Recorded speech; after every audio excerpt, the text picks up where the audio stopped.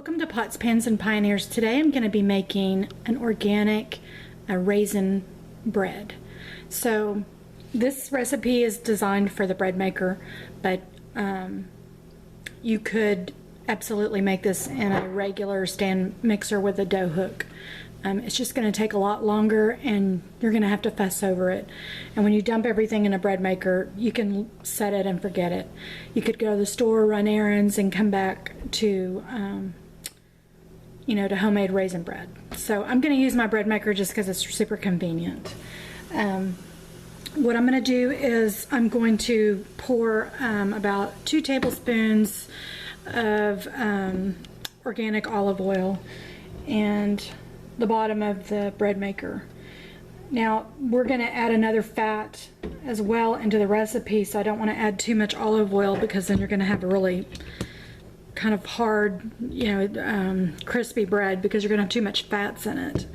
And so we want to make sure, just add a little, just enough to sort of coat the bottom of it, and when it mixes in with the dough, we don't want it to be overpowering. So the next ingredient we're going to do is I've already proofed my yeast.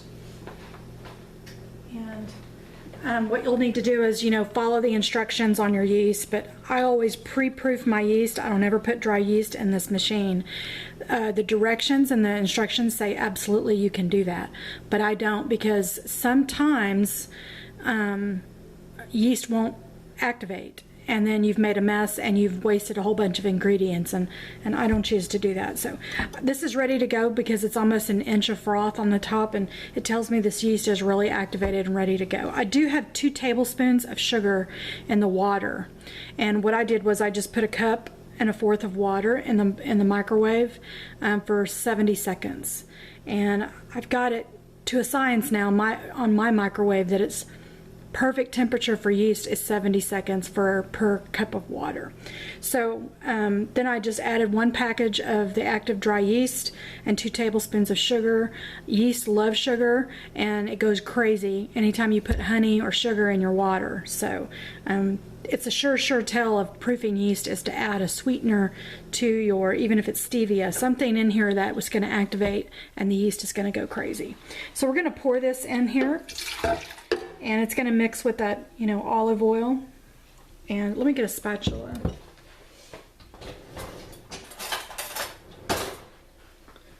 And you just want to make sure and, get out all your yeast spores and make sure they're all inside this container. So I'm just going to scrape this up real good. Now what's different from this bread and a regular, sandwich bread is it's got a lot more sugar content. We're gonna use the sweet setting on the bread maker because we're gonna be adding raisins, and it's gonna stop and prompt and buzz us when it's time to do that, when it's done kneading as much as it is. What's great about a bread maker too is that, you're not kneading by hand, you're not guessing how long. It already understands and knows how long to knead, and I've got 2 paddles in this one, so it's not just the 1 paddle machine. So the next thing we're going to do is we're going to add our flours, and in this particular, let me move this back. Oops, so you can see.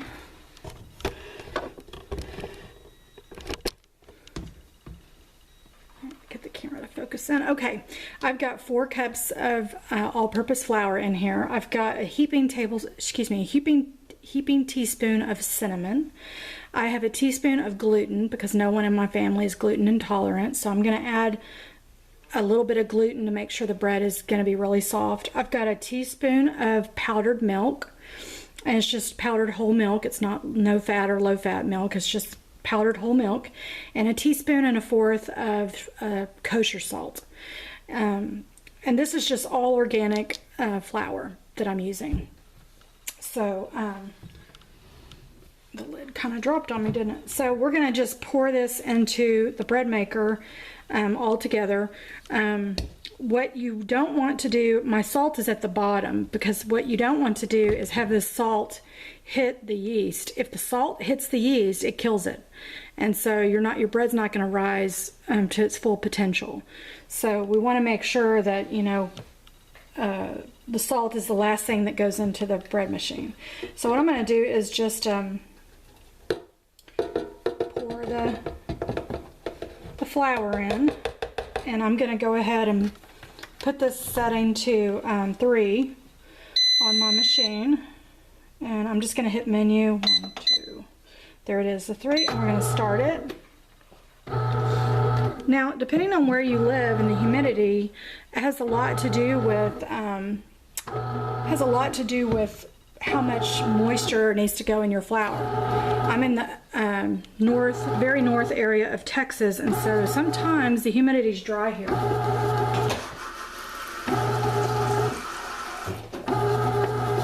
And believe it or not, it has a lot to do with your baking and just the way you keep your house, whether it's high humidity or not. I'm going to add a little bit of water to this because I'm just going to make sure that, you know, the dough is going to be really good and, you know, bread-like. Scraping down my sides with the spatula, making sure none of it is left. And what you're wanting is, you know, your dough to be, it'll sit here and knead for a while, but what you're wanting is the dough to be, you know, not tacky but smooth. So I'm going to watch it and make sure that it doesn't need any additional flour or water. And if you add too much water, you can always add a little bit of flour. You just don't want to add too much, because then you've got a mess. I'm going to also add 2 tablespoons of butter to this in a minute. I'm going to get a little bit more flour because I can hear it's a little wet. So.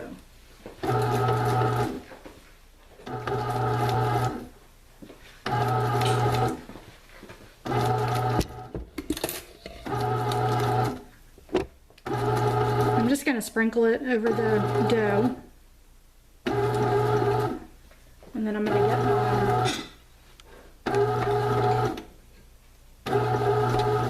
this is just, I'm going to guess it's just 2 tablespoons of, you know, soft butter.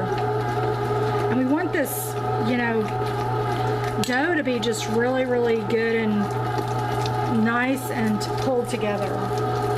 It's still a little wet, so I'm going to add a little bit more flour.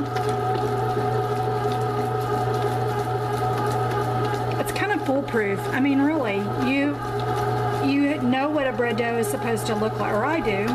Know what a bread dough is supposed to look like. Those of you who don't, the best way to learn is to do all your breads by hand for a while until you get a feel of the texture and, you know, what the bread's supposed to feel like. If you press it and it's on your finger, it's too wet. You need to add flour.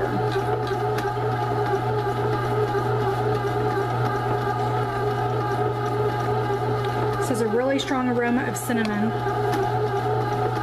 And I'm just adding a little flour at a time as I see that the dough is, you know, this is the babysitting part that you do have to do before you shut the lid and forget it. So, and it's just really, it knows how long to knead, and you no longer hear that wet sound.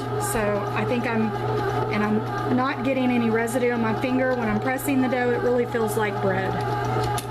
So I think we're there. Sure, hard to do exact measurements of bread because the weather has such to do with what happens in the result. Pioneers back in the day, you know, only did bread at certain times of the day, and they only did bread at certain times of the year because of the weather. The weather has so much to do. They didn't have, you know, central heating and air conditioning systems to where, you know, it would level out or balance out the atmosphere in your house.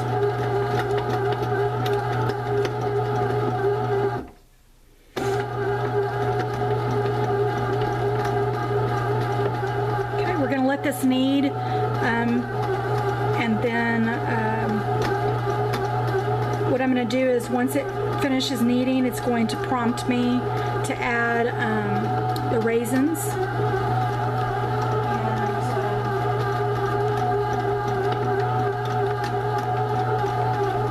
You could use, this is a great cranberry bread recipe too, so you could put dried cranberries, even dried figs in this. It makes a great fig bread. And then this is just a cup of just the organic raisins, and I'm just, you know, you could use the golds if you want. I choose to buy the ones that are the green grapes that turn brown, but you could absolutely do the gold ones if you choose.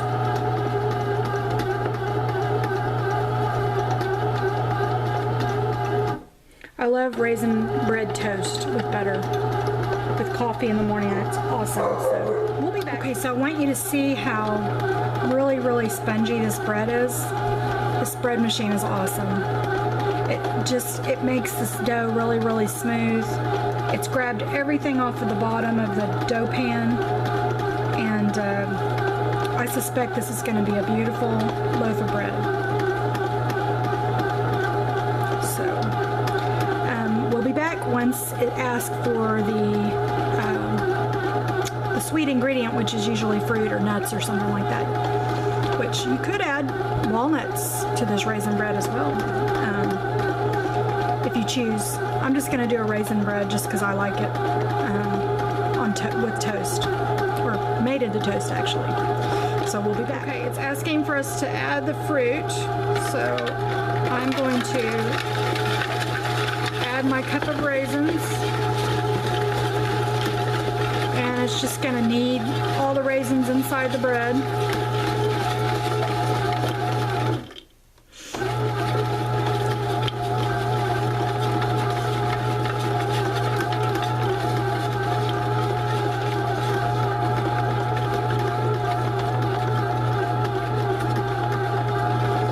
So what this will do is just mix all together, and the pan is already getting pretty hot, and once the raisins are all mixed in, it'll stop kneading and the dough will start to rise and start to cook. So we'll come back when the bread is all ready to come out of the bread machine. Let's double check our bread. Wow, this is gonna be awesome. I've got another hour and 6 minutes left, so we'll be back. Okay, here is our raisin bread, and as you can see, all of the raisins are all over this loaf of raisin bread, and I'm gonna cut off the end here. Since I'm left-handed, go this way. This is the crunchy end. This is so good with butter, fresh homemade butter.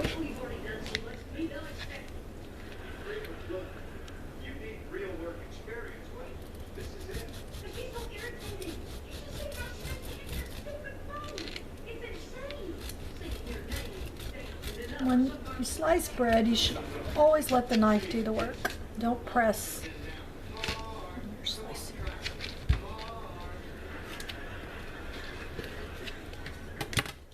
Okay. Beautiful raisin bread. Let me grab some butter.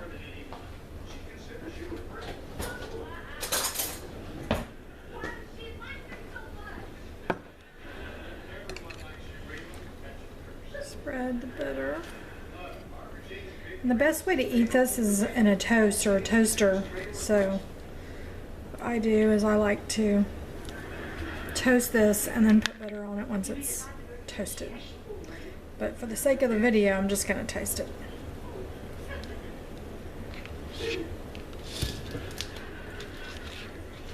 And what I'll do is I have an electric slicer, and I'll slice this up. And you can, if you think you're not going to use it all during the week, you can just slice up half of it and put it in the freezer. You can always get it out and thaw it,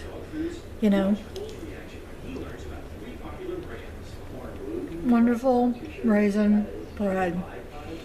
Well, I hope you'll try this recipe, and please give us a thumbs up.